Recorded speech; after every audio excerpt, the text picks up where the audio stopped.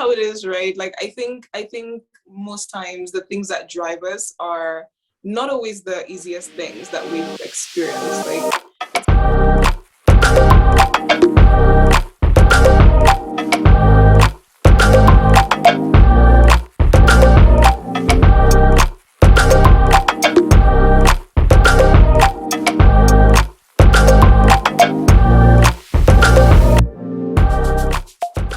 welcome everybody. This is another episode of AlphaDelta, a video series on my YouTube channel where I have conversations with people who are operating at a higher level than most, with the hopes that it motivates and inspires people to become the best version of themselves. So today, my guest is Abii. Abita is someone that I went to boarding school with, and I just watched her journey, and I'm very impressed with like the things that she's done and the things she's accomplished, and it's very, very motivational. But Abita, for those who don't know who you are, could you just introduce yourself? Let us know who you are, where you're from, what you do, where you go to, and where you go to school. Hi everybody, my name is Abita. I am originally from Cameroon, but currently I'm a resident in the UK. I am in Cambridge. I go to the University of Cambridge, and this week just started my PhD in politics and international studies. Nice. But yeah, it's good to be here. Thank you for inviting me. Awesome. Of course. So my first question for you is, what are you passionate about and why?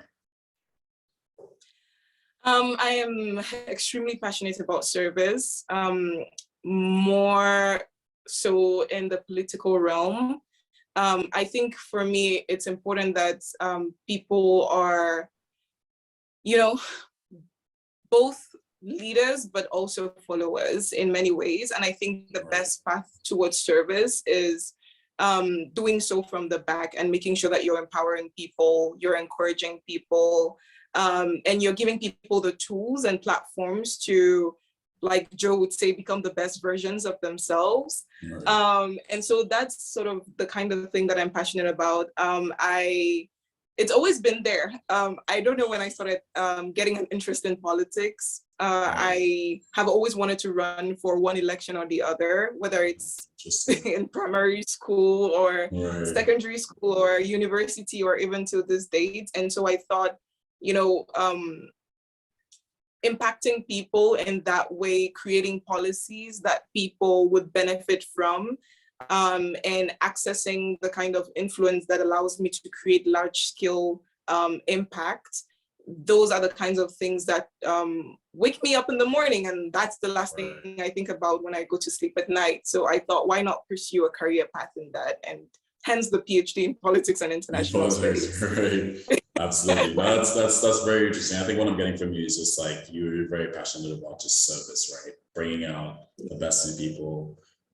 And on the flip side is like, if it's related to politics, it's like creating policies that do that, right? Bring out the best in communities and society to just push things forward for a lot of people. That's really, really interesting. So taking a step back, I want you to just think about your childhood and just give us an idea of what was that like for you. Just tell us like, what was your childhood like? What do you spend your time doing? What was high school like for you? Just give us a general idea of all of that. All right, so Rita, you were just telling us a bit about your childhood. So yeah, just walk us through that whole journey. I grew up in Cameroon, in Yaoundé to be precise. I have two brothers, younger brothers, and we had a pretty good childhood, if you ask me. It was pretty simple. We come from a very middle income family, so that was great. I think one of the childhood experiences that I would say shaped my life in many ways, and also now that I'm thinking about it, shaped my career path in politics. I always talk about it. It's like when I was in primary school, we used to have this one teacher who, he was kind and great and everything, but in many ways, this dude was a sexual predator, and he would like prey on the little girls at our school. That's crazy. And I remember that year I was running for student body president of my primary school. Right.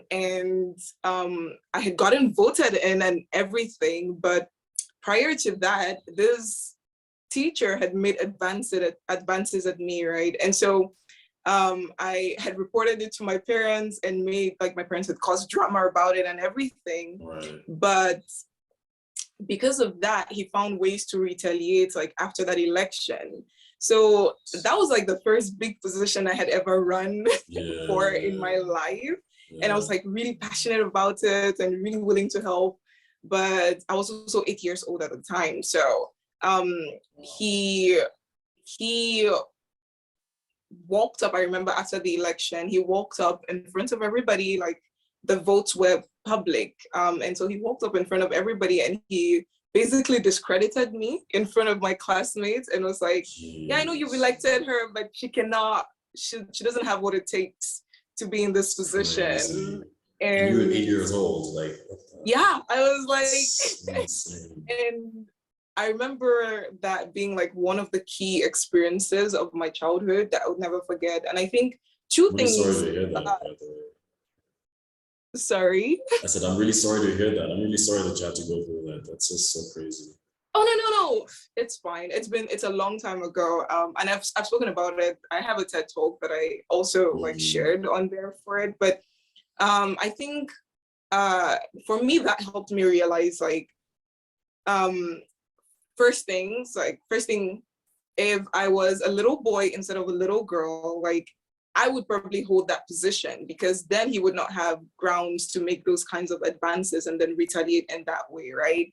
And so that made me very conscious, I think, growing up about like my gender and like being very conscious about how I could use that in many ways, use my abilities and talents and passion for service to break barriers in many ways and open up those doors for other women who would be prevented in those ways, right?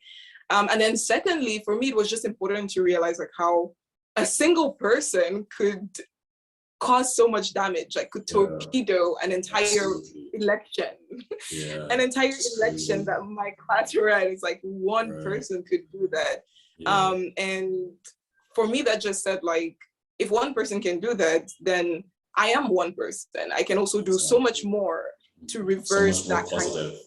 Right. Exactly. And I think for me in my childhood, that was the one experience. I mean, after that, my parents caused a lot of drama in school. They turned the school upside down and he got fired eventually.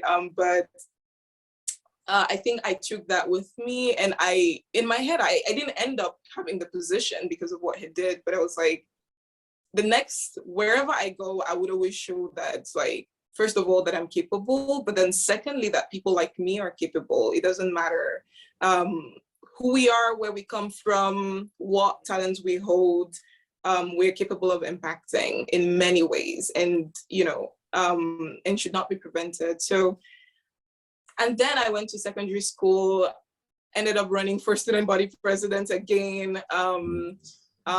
And this time I actually won the election in Cameroon. And then we went to ALA together. We did high school together. I ended up running for student body president again at ALA. And I ended up becoming the chair lady in our second year. And then I went to Michigan State University in the US. And I thought, well, here's an even bigger platform in an institution, a predominantly white institution of 50,000 students to show that, if I can do this here, I would become the first African president. I'd become the first Black female president in over 200 years of the institution existing.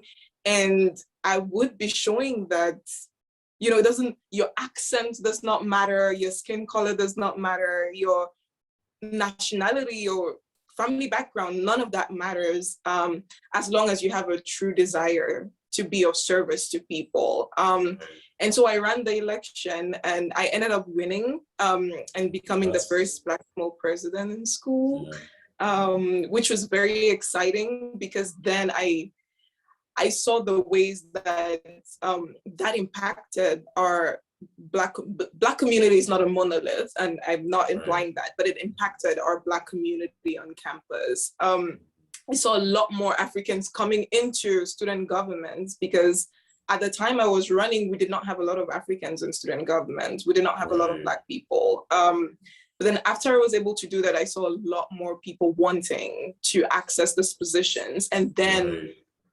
serve their communities in return. So for me, it's always been important to make sure that I'm breaking those glass ceilings, but also leaving the door open. And reaching out and making sure that other people can access even after me. So I think that's what drives me in many ways. And it came from that single childhood story and that crazy predator. Only God knows what to say, but yeah.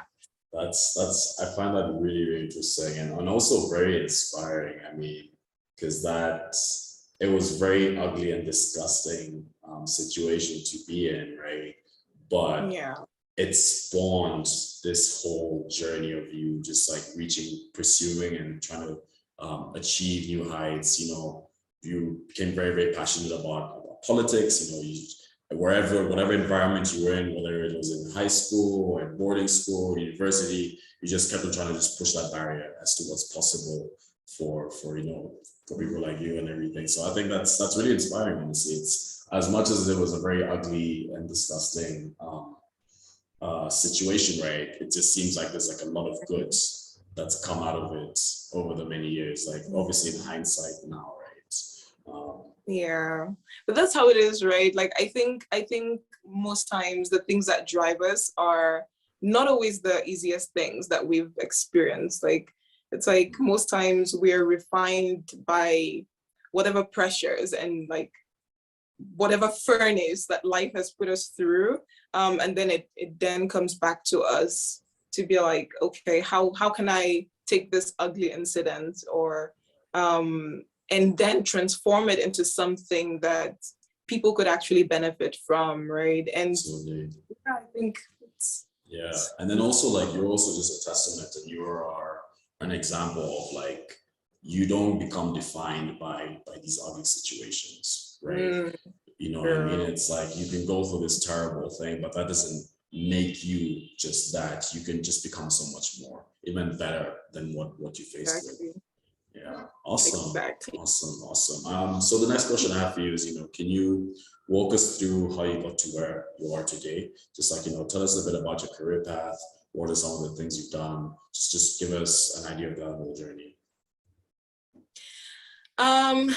Yeah, I think in my previous story, I talked a little bit about my career path and,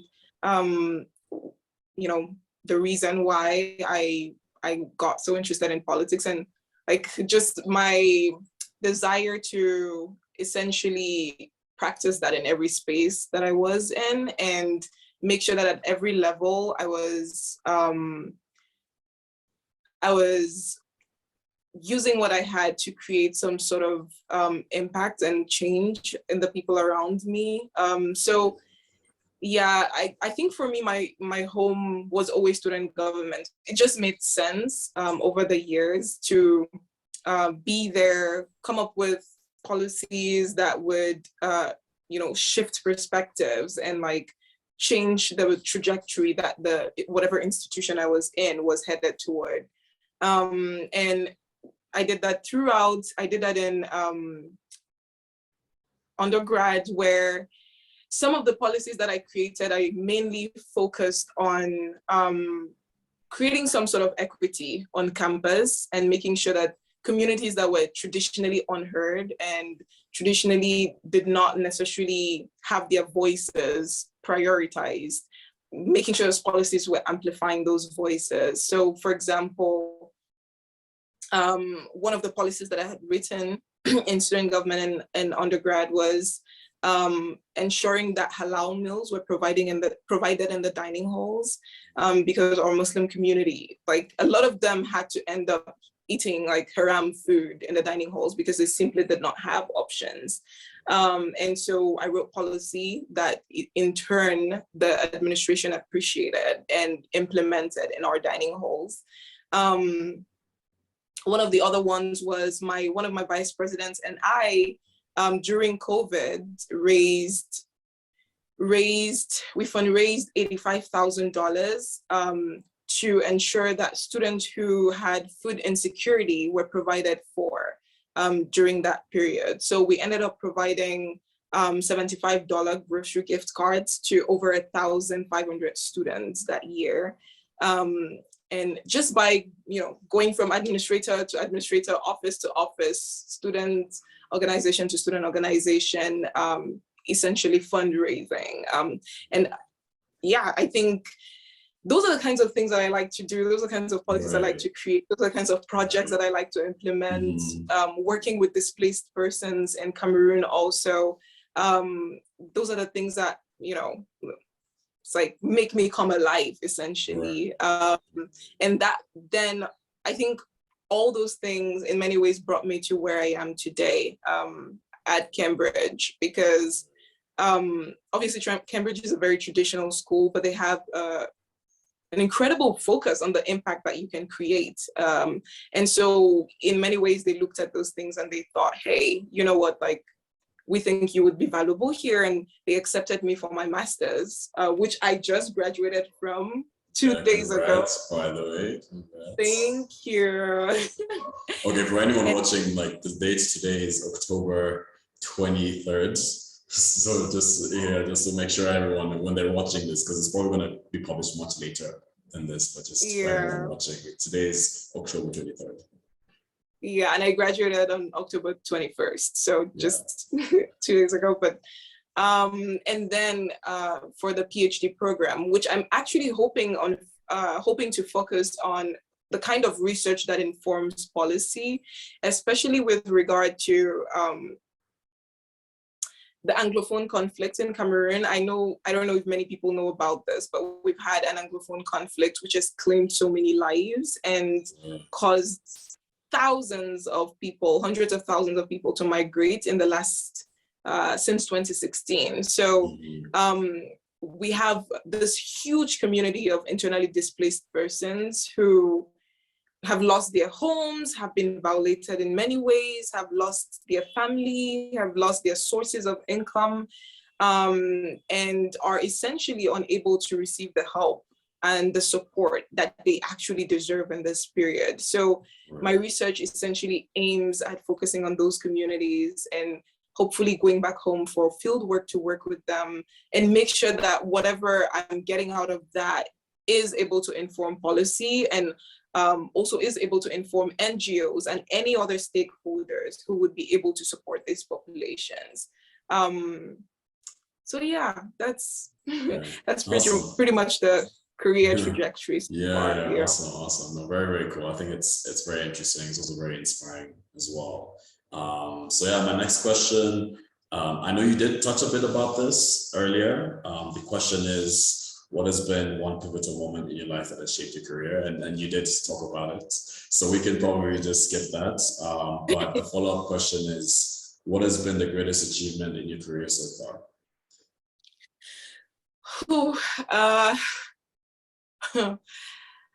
I think if I were to, I think two things. First of all, would seem a little idiosyncratic, but it's like, it's really important to me. It's very valuable to me. And I know, Joe, you share value with your family as well. So my family is like incredibly important to me. And I think for me, one of the biggest achievements has been to support my brother to also achieve his dream of studying in the US.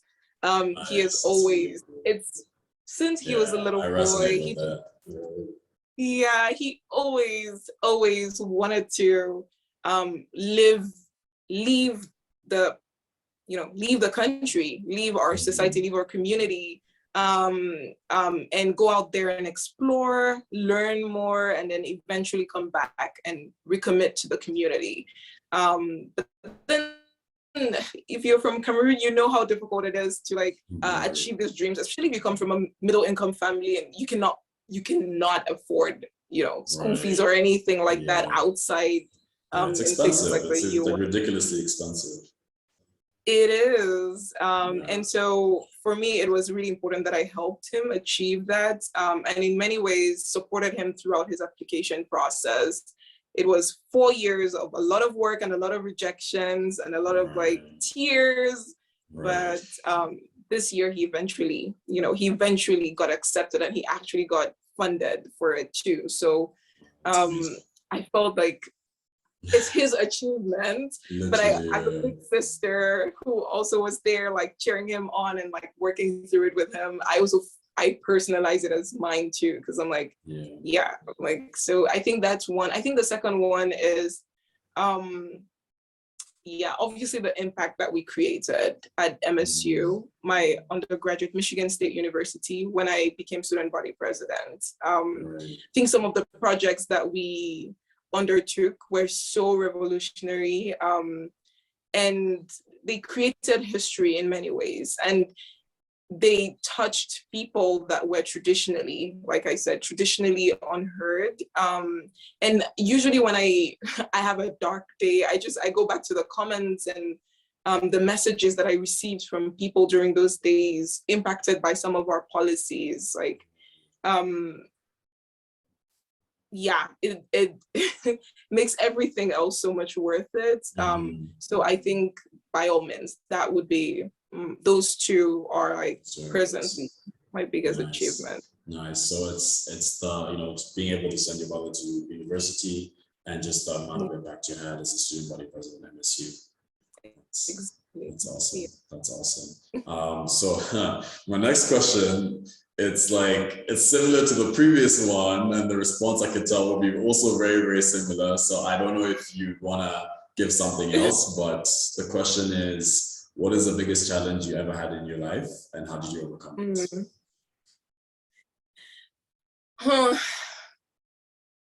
Let's see. I think, okay, I gave you one of my challenges, but I think in many ways, this immigrant's life is a challenge. I'm not even gonna lie. That's true. It's true. You're not lying. You're spot on. You're spot on. Sometimes it's like, right? And not to discredit the people who support me and like ensure that I always feel at home wherever I am.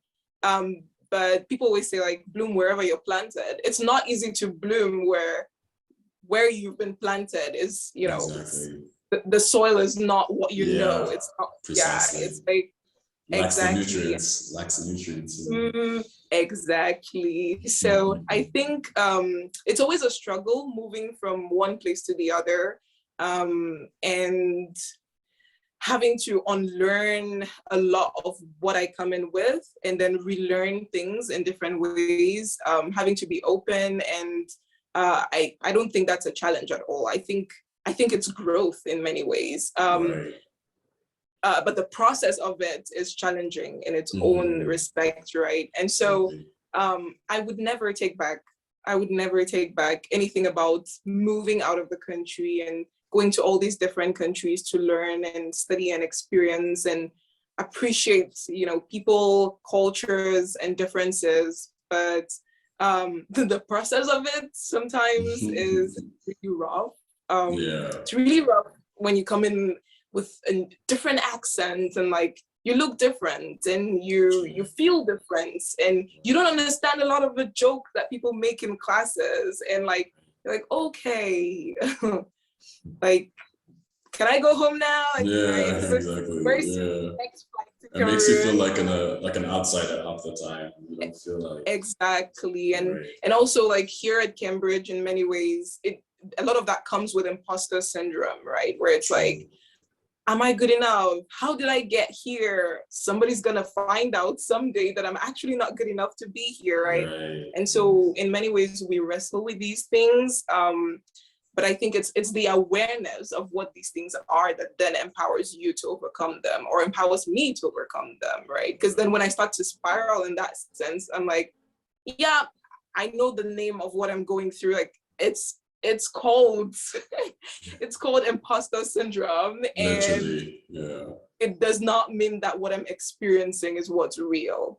And so mental health is really important. And I think particularly for immigrants, and I think I'm grateful for the support that I've received and the ability to then name some of these problems, and that has helped me overcome them. Right. No, I agree. I think that's good though. It's good that you're able to have that awareness of being able to recognize the moment you feel uncertainty or unsure about yourself, like, oh wait, that's some imposter syndrome going on right there. Yeah. And it's important. It's really important. So that's cool. So my next question for you is, what advice would you give someone who's trying to do the same things as you? Oh, okay. I think the first thing that comes to mind is, honey, go shoot your shots. Like, go do it. Like, just shoot your shots. I cannot.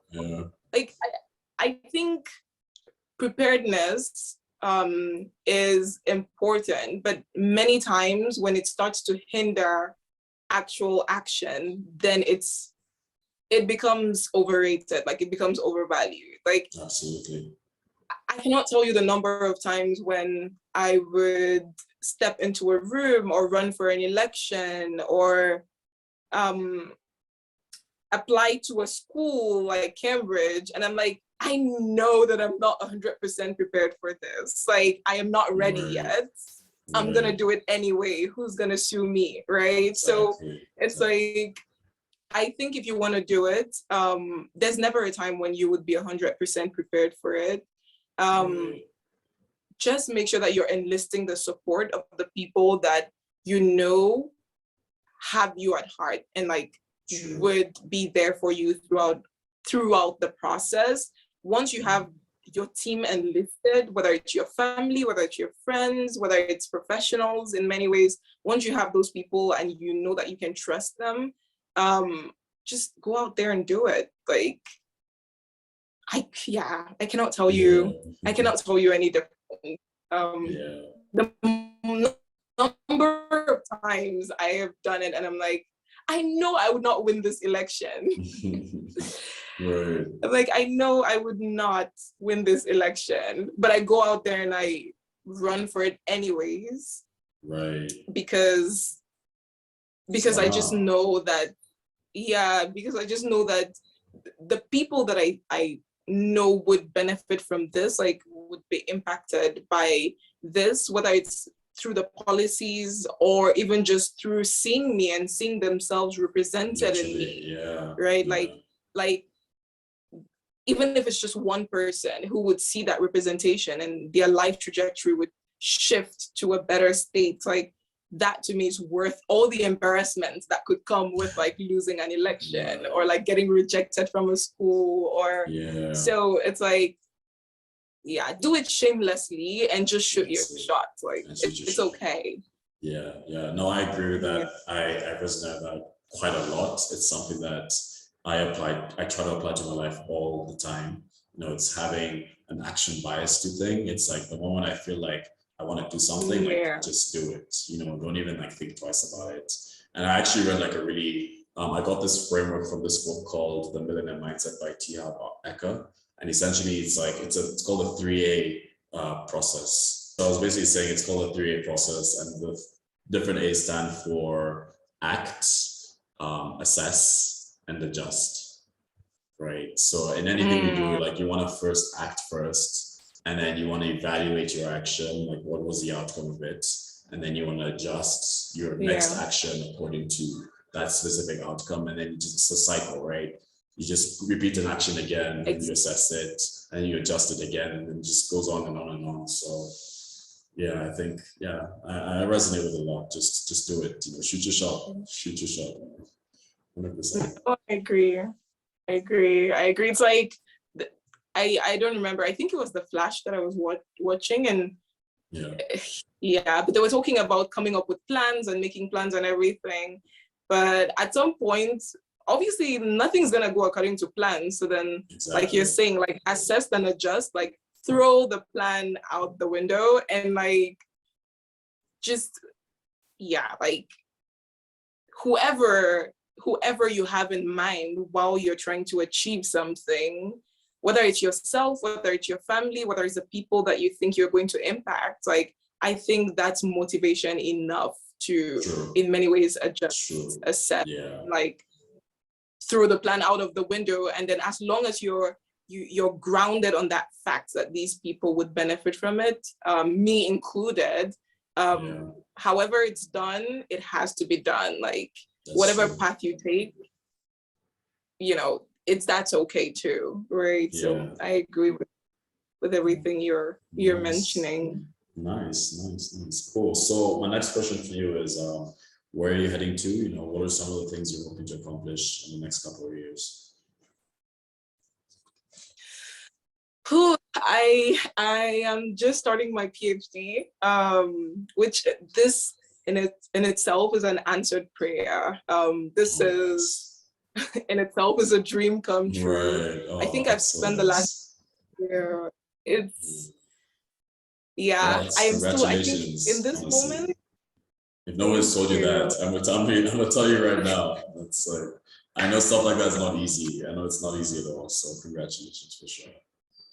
You make us proud. You make everybody proud. Oh, you're gonna make me tear up.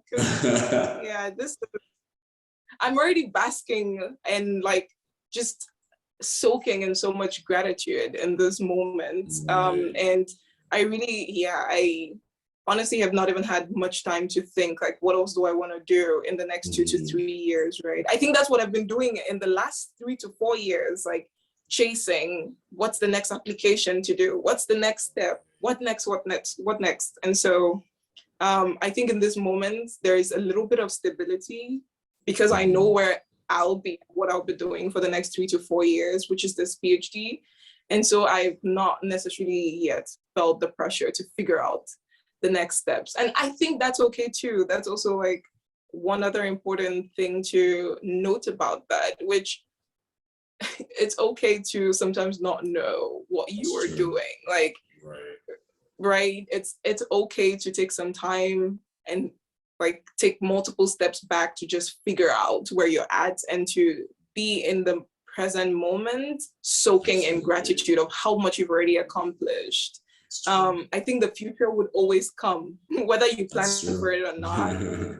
That is true. It's always gonna come. So in many ways, the present is the moment that you're losing constantly. So if you can take multiple steps back and just sit and say, okay, we've done a lot. This is great. Let's take a few weeks to just, But in the long run, I think I would hopefully go back to Cameroon, possibly get into politics at some point.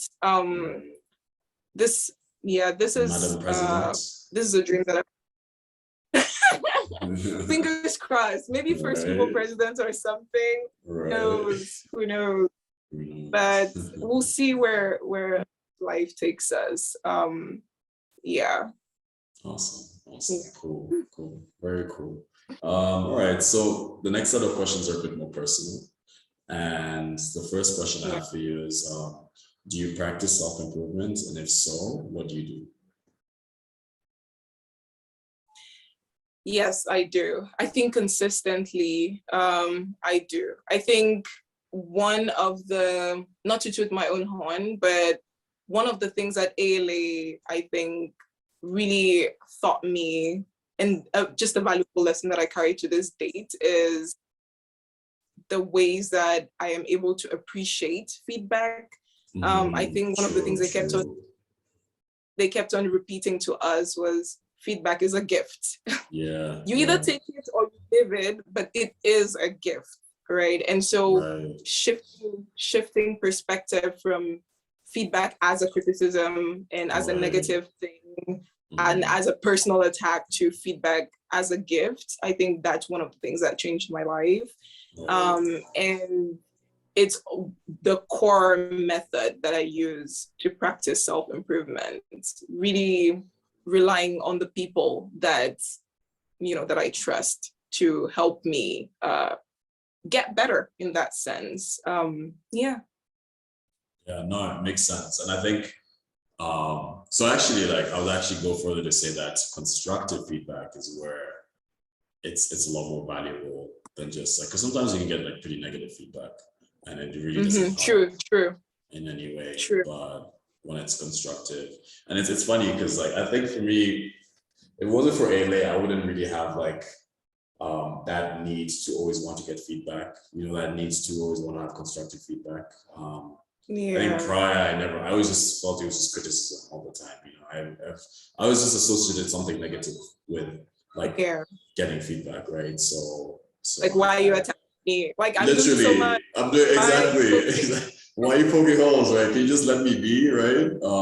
But it's important just for anybody, because you could think you're doing great and you're doing really well, but you need to have that awareness that you can't do everything perfectly, and you need to be able to, you know, pause and be like, all right, let me get an outside perspective, right? Let me get someone who's viewing what I'm doing and see, let them give me something that's more constructive, because at the end of the day, right, hopefully the person that you're getting feedback from is also invested in your own growth as well, right? They also want to see you improve too. So the kind of feedback that they give you is going to be positive. It's going to be, and it's going to help you just progress further in your journey as well. So to anyone listening, like, by all means, like, you know, openly accept constructive feedback. It is such an important thing. Exactly. I think there's also research out there that shows that more like, if you put multiple average people together, the wisdom that they generate will be smarter than the wisdom of the smartest person in the room. So it's like, it doesn't matter how smart you think you are, right? It doesn't matter how good you think you are in what you're doing. If they put a group of people, obviously, like, it depends on the number, but if they put a group of people, the wisdom that they generate will still be smarter than yours. So I think it just goes to show in many ways the interdependence that we have as a society, and that is not necessarily a bad thing, right? I think sometimes in individualistic societies, we think we can achieve everything if we work hard enough, right? It's like, no, it's not just you. So feedback is okay. It's okay to rely on people and depend on the people that you can trust. And I think in many ways, I would be nothing without, without the friends and family that have imparted me with their wisdom, and with their honest and genuine and kind and compassionate comments and feedback. No, I agree with you. I mean, there's even that saying of like, you are the sum of like the 5 closest people you hang out with. And that's the basis of just like feedback, right? Feedback feeds into that, right? Literally, it's like everybody's own input just feeds into you, like their thought process, their ideas, the things they do, like all that you get exposed to, right? That molds and shapes the person that you become. So you're right. I like how you said about like, we're very interdependent beings, and that's so true. It's 100% true. Like, you can't exist in a silo. You really can't, especially when you're trying to really achieve like big things. Like, you need other people to support you, to guide you, or mentor you, or just like, you just need that guide. You need that support. You definitely need the support of other people. Awesome. Exactly. Yeah. Cool. So Abita, the next question I have for you is, what is one area of your life you feel you could improve? Oh, I think definitely, I think COVID took a toll on my desire to be out there and socialize and connect with people, because I was locked in my space for so long with like my apartment mates who became the loves of my life. But I did not have a need at the time, and many people did not. Honestly, we were stuck at home.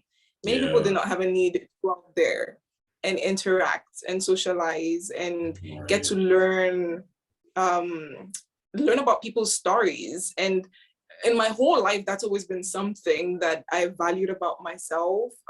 Just my desire to want to know what makes people tick, what it is that they enjoy, and make sure that I'm connecting at such deep levels with people and understanding my community. I think COVID really took that away from me. I do not know how it happened. And so last year, the year after COVID, even though I was in Cambridge, I don't know, I think it introduced a sense of social anxiety that I did not have before. So even if I would go out to places and events, I just had this bugging need to want to go back to my space and be by myself and like enjoy a movie, just me and myself, and like get back to that comfort zone, right?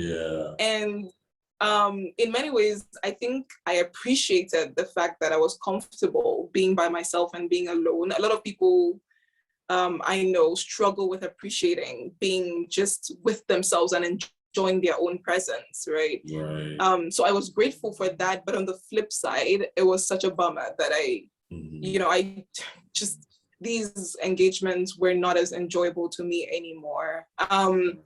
But I think in the last few weeks since I went home for a while and I came back to Cambridge, yeah, I think going home opens you up automatically. It grounds you, right? It's like it grounds you very, very quick. It grounds you. Exactly. It reconnects you with who you are and like what makes you come alive again. And it's like back home in my community, it's like it's such a social space and people are just interested in each other. It's not an individualistic space at all. And so going back and then tapping that energy again from home and bringing that here back here with me, I think was just, it was great. Remembering who I used to be and then coming back here and, you know, being that person again. So yeah, I think it's something that COVID was just terrible. It's, yeah, but here we are. Nice.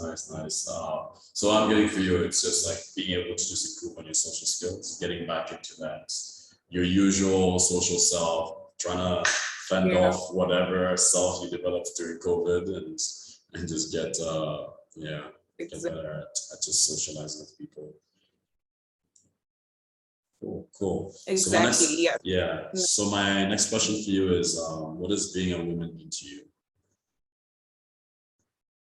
What is being a woman to me? Mean to you, yeah. Okay.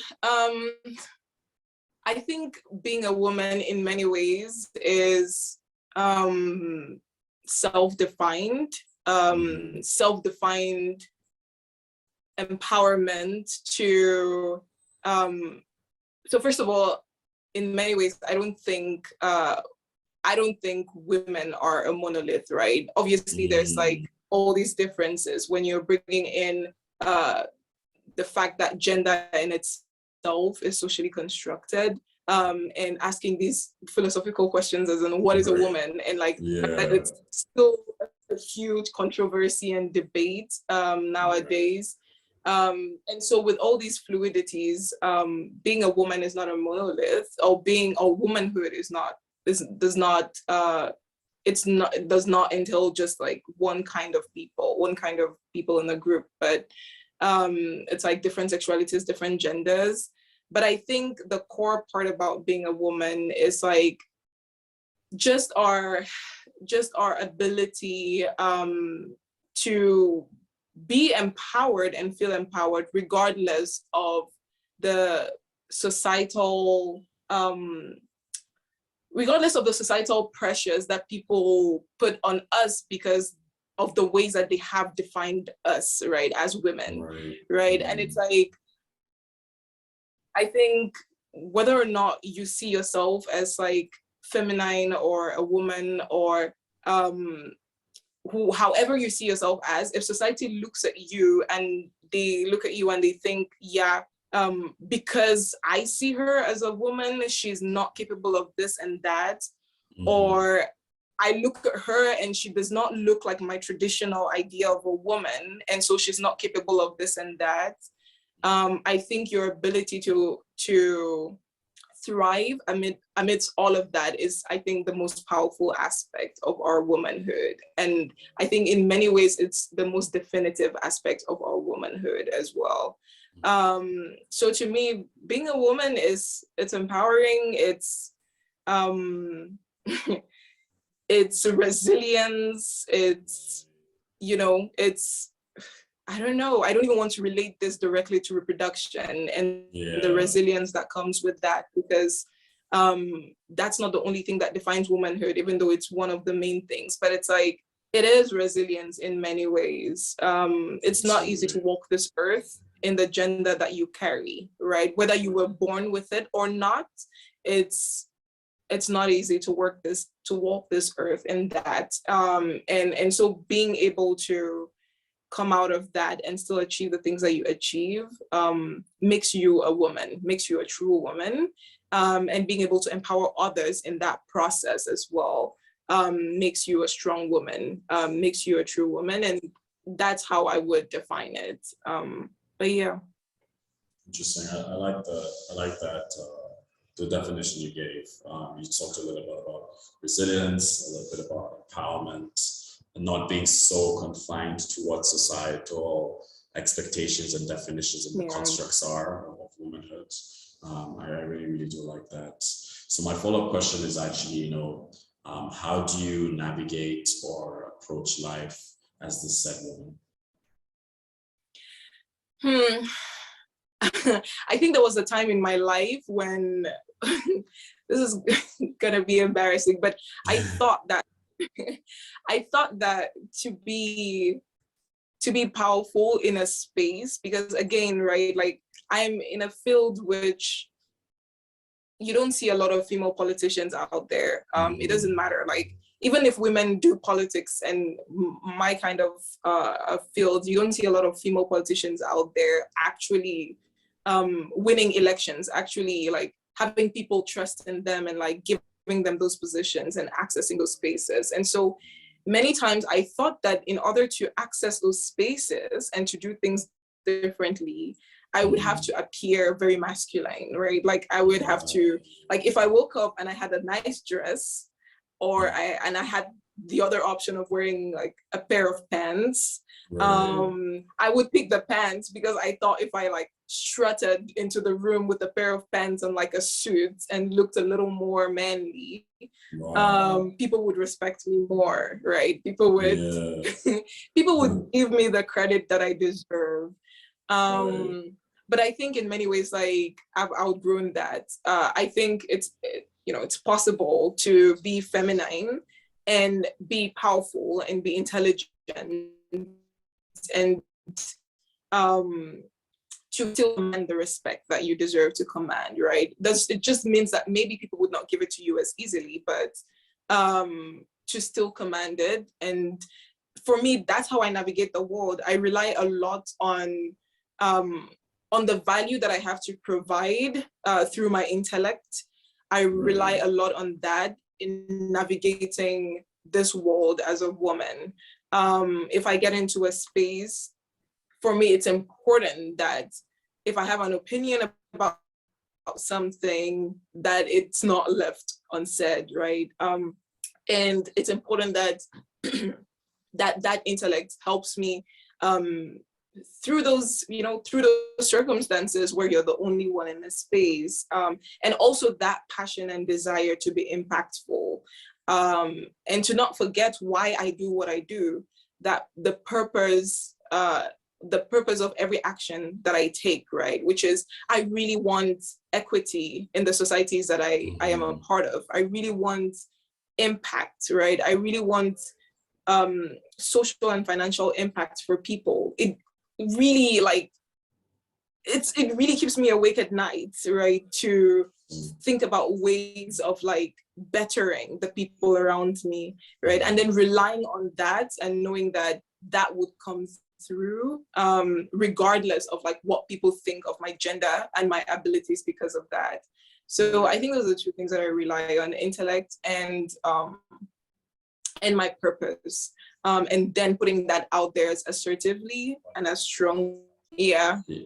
So I think what I what I'm getting from you is that, you know, it's like this focus on impact, whether it's financial or non-financial, and like, you know, just like a commitment to just asserting your intellect, asserting your experience, your skills, and, you know, not seeing, you know, you being a woman as a limiting factor to the sort of things that you can achieve, right?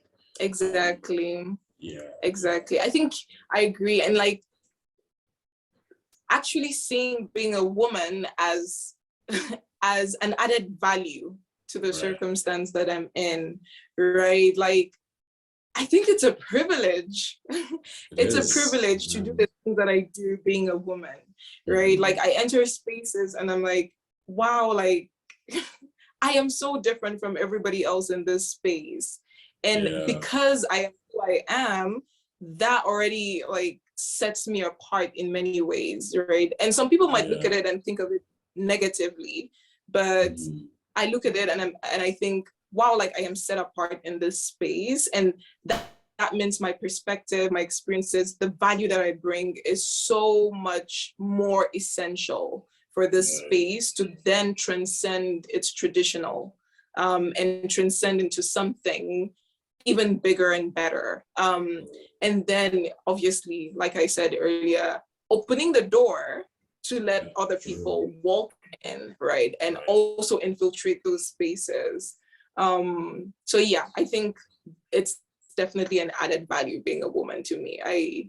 Not to sideline all the, you know, all the like oppressive circumstances that come with sitting in this body, but also acknowledging that it's an opportunity. Like there is so much room to allow others to access those spaces, because I am in those spaces in this body that I'm wearing.